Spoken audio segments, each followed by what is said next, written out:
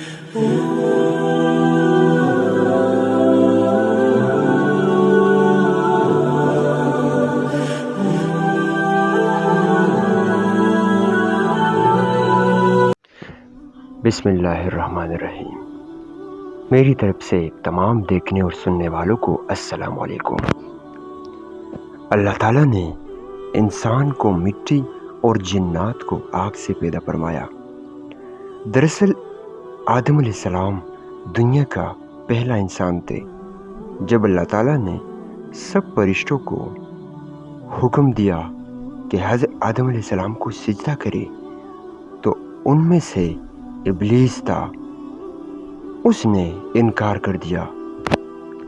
अल्लाह ताला ने दोबारा से उसे हुक्म दिया कि तुम हज़रत आदम अलैहिस्सलाम को सिजदा करो। वो फिर से इनकारी हो गए और उसने जवाब में ये कहा कि मैं इनसे बेहतर हूँ और आपने इसको मिट्टी से पैदा किया है और मुझे आग से। फिर अल्लाह ताला ने फरमाया कि वो वही ही मरदूद करार दिया। अल्लाह ने उसे और अपने दरबार से उसे बाहर निकाला और उसे दुनिया में भेज दिया, और अल्लाह ने कहा कि तुम दुनिया में और आखिरत में नाकाम और जलील और रुसवा होगे। जबकि आज वो अल्लाह ताला के मुखालिफीन में शुमार होते हैं। नाज़रीन, ये भी एक सवाल है कि क्या शैतान जिन है या फरिश्ता? तो वो जिन्नात की सरदारों में शामिल होते हैं। इब्लीस के वालिद का नाम था चिलीपा। उसका चेहरा शेर की तरह था और वो बहुत बहादुर था। शायद इसी वजह से उसे शाशीन का लक़ब भी दिया गया था। शाशीन की मानी है दिल पर खौफ तारी होना। शाशीन जिन्नात की सरदारों में से सबसे ताकतवर जिन माना जाता है, तभी सब जिन्नात उसकी इख्तिराम करते थे। उसने जिन्नात की बहुत सारी कौमों की फतूहात किए थे। इब्लीस की वालिदा का नाम था तबलीज़। उसकी शक्ल भेड़िया की मानिंद थी। ये अपनी शक्ल की वजह से काफ़ी डरावनी थी। उसने अपनी शौहर हावन के साथ मिलकर बहुत सारी जंगें किए थे और हर जंग में हिस्सा लेती रही। जिन्नात आपस में अक्सर इस बात का तज़किरा करते रहते थे कि जब तक ये दोनों हमारी कौम में मौजूद है तो हमारा कोई कुछ भी नहीं बिगाड़ सकता। जब इनकी सरजदी हद से बढ़ने लगी तो अल्लाह ताला ने फरिश्तों को हुक्म दिया कि जाओ जिन्नात के उस गरोह का खात्मा करें। इब्लीस इस बात का खुद ही एतराफ़ करता है कि जब मेरी माँ फरिश्तों से लड़ रही थी कि मेरी माँ जंग ज़रूर जीतेगी, पर ये उसकी सबसे बड़ी भूल थी जो उसे डूब ले गई। वो जीती हुई जंग नाकामी में तब्दील हो गई। थोड़े थोड़े करके मेरी माँ बाप और मेरी बीवी और मेरा बच्चा भी मारा गया, क्योंकि फरिश्तों और जिन्नात में ज़मीन और आसमान का फ़र्क है। उसका उनके साथ कोई मुकाबला नहीं। इब्लीस का शक्ल कुछ शेर और कुछ भेड़िए से मिलता है, इसलिए उसमें शेर की तरह सरकशी और खुददारी, जबकि भेड़िए में खुदगर्जी और फरेबी शामिल थी।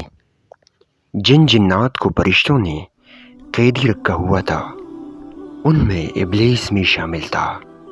अल्लाह ताला ने हुक्म दिया कि इसकी अच्छी सी तरबियत की जाए और इल्म सीखे और हाल के कायनात के बारे में समझाए।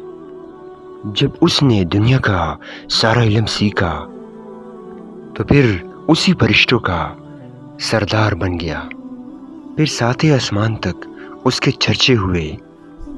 पहले आसमान वाले उसे आबिद पुकारते थे, दूसरे आसमान वालों ने उसे जाहिद बुलाया, तीसरे आसमान वालों ने उसे عارف کہا، چوتھے آسمان والوں نے اسے ولی کہا، پانچویں آسمان والوں نے اسے تقی کہا، چھٹے آسمان والوں نے اسے حاشر پکارا، اور ساتویں آسمان والوں نے اسے عزازیل کی لقب سے پکار دیا۔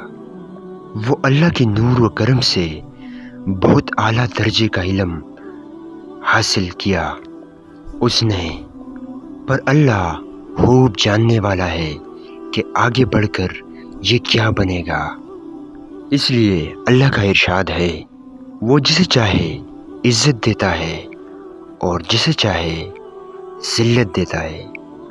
ایک دن ابلیس اللہ کی ذکر میں مشغول تھا اور ساتویں آسمان تک جا پہنچا، اور وہاں لوح محفوظ پر اس کی نظر پڑی۔ وہاں لکھا ہوتا ہے کہ ایک بندہ ایسا بھی ہے جو ہم سے دغا کرے گا اور بغاوت کرے گا، اگرچہ ہم نے اسے دنیا و جہاں کی علم اور زمین سے آسمان تک اور جنت تک پہنچایا ہوگا۔ اس نے آگے یہ عبارت بھی پڑھی، اعوذ باللہ من الشیطان الرجیم، بسم اللہ الرحمن الرحیم۔ یہ سب عبارت پڑھ کر پھر ابلیس 2000 سال تک روتا رہا کہ آخر وہ کون ایسا بدبخت ہوگا۔ یہ اسی شش و پنج میں مبتلا اللہ تعالیٰ کی بارگاہ میں چلا گیا اور ان کو عرض کیا، یا اللہ، ایسا کون احسان فراموش ہوگا جو آپ کے حکم سے انکار کرے گا؟ اللہ تعالیٰ نے فرمایا، ایک ایسا ہوگا جن کو ہم اتنی عزت اور ہزاروں نعمتیں حاصل ہونے کے باوجود بھی ہماری ایک حکم کی پیروی نہ کرنے پر دنیا جہاں میں رسوا ہوگا۔ ابلیس نے کہا، یا الہی، میں اسے دیکھنا چاہتا ہوں، آخر وہ کون ہے؟ اللہ تعالیٰ نے فرمایا، تو اسے جلد دیکھے گا۔ بہت ہزاروں سال وہ اس شخص کا انتظار کر رہا تھا۔ اسی دوران اسے خبر ہوئی کہ مٹی سے ایک پتلا تیار کیا جا رہا ہے جس کا نام آدم ہوگا۔ وہ دن قریب آیا جب حضرت آدم علیہ السلام کو اللہ نے تیار کیا۔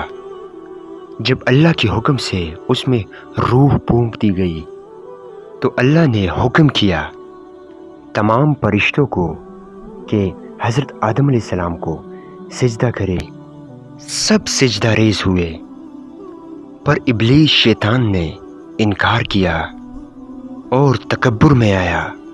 ابلیس نے کہا، میں اس سے افضل ہوں۔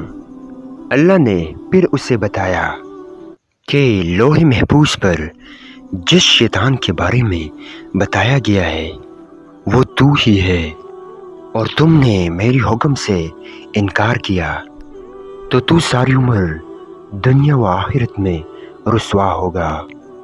اللہ تعالیٰ نے ابلیس کو قیامت تک مہلت دی ہے کہ جس طرح وہ چاہے وہ کرتا پھرے، اسے دنیا میں کچھ بھی نہیں کہا جائے گا، مگر بروز قیامت اسے بھی موت کا ذائقہ چکھنا پڑے گا۔ ہم اسے غضبناک موت دیں گے۔ قیامت کی نشانیاں ہمارے آقا صلی اللہ علیہ وآلہ وسلم نے کچھ یوں بتائے ہیں کہ اس دن سورج مشرق سے بجائے مغرب سے طلوع ہوگا۔ اس وقت لوگ سب کام ختم کر کے سو جائیں گے۔ یہ رات 3 راتوں کے برابر ہوگی۔ لوگوں کی نیند مکمل ہو جائے گی اور سبھی لوگ اٹھ جائیں گے، مگر رات نہ ختم ہونے والی ہوگی۔ اس حالت میں سورج مغرب سے طلوع ہو کر تھوڑی دیر بعد غروب ہو کر مشرق سے پھر طلوع ہو جائے گا۔ اس عالم کو دیکھ کر شیطان بہت رونے لگے گا اور اس کی صحبت میں جو تھے وہ پوچھیں گے کہ آخر ایسا کیا ہو گیا، اتنی افسردہ اور لاچار ہم نے تم کو کبھی نہیں پایا۔ ابلیس اپنے چیلوں سے کہے گا کیونکہ میرا وقت آ پہنچا، سورج مشرق کے بجائے مغرب سے طلوع ہو گیا اور یہی میری موت کی سب سے بڑی نشانی ہے۔ آنا بن قیس رضی اللہ تعالیٰ عنہ فرماتے ہیں کہ ایک دن میں حضرت عمر بن خطاب رضی اللہ تعالیٰ عنہ کے پاس مدینہ چلا گیا تو وہاں پر علم کی ایک محفل لگی ہوئی تھی جس میں حضرت کعب رضی اللہ تعالیٰ عنہ کچھ فرما رہے تھے۔ میں بھی کچھ علم حاصل کرنے کی نیت سے وہاں پر بیٹھ گیا تو حضرت کعب رضی اللہ تعالیٰ عنہ نے فرمایا کہ جب حضرت آدم علیہ السلام کی موت کا وقت قریب آیا تو حضرت آدم علیہ السلام نے کہا کہ یا میرے اللہ، میری موت سے تو شیطان بہت خوش ہوگا۔ تو اللہ کی طرف سے اسے یہ جواب آیا کہ نہیں، آپ جنت میں چلے جاؤ گے، اور اس کو ہم دنیا میں مہلت دے کر بروز قیامت جتنے لوگوں کو بھی اس نے گمراہ کیا ہے انہی سب لوگوں کے مطابق اسے دردناک عذاب ہوگا۔ ملک الموت سے جب حضرت آدم علیہ السلام نے پوچھا کہ ابلیس کی موت کیسے ہوگی، میں بھی اسے سننا چاہتا ہوں، تو ملک الموت نے بتانا شروع کیا۔ وہ بتانے ہی لگا تھا کہ حضرت آدم علیہ السلام نے اسے روک دیا اور کہا آگے مت بتاؤ، کیونکہ وہ بھی سن کر خوفزدہ ہوئے۔ اس کے بعد حضرت کعب رضی اللہ عنہ نے بھی بس کیا، لیکن لوگوں نے اصرار کی کہ ہم کو ابلیس کی موت کے بارے میں بتائے۔ وہ پھر سے فرمانے لگے کہ قیامت کے دن لوگ اپنی عام زندگیوں میں مصروف ہوں گے کہ اچانک سے ایک زوردار دھماکہ ہوگا، اس دھماکے کے خوف سے بہت سے لوگ مر جائیں گے اور بہت سے لوگ بے ہوش ہو جائیں گے۔ اللہ ملک الموت سے فرمائے گا کہ میں نے تم کو بہت طاقت بخشی ہے، دوسرے فرشتوں کے مقابلے میں جاؤ اور جا کر تمام انسانوں اور جنات کی روح کو قبض کر کے لے آؤ۔ اس وقت اللہ تعالیٰ کی حکم سے جہنم کے سارے دروازے کھول دیے جائیں گے۔ ملک الموت اپنی غضب سے زمین پر اتریں گے۔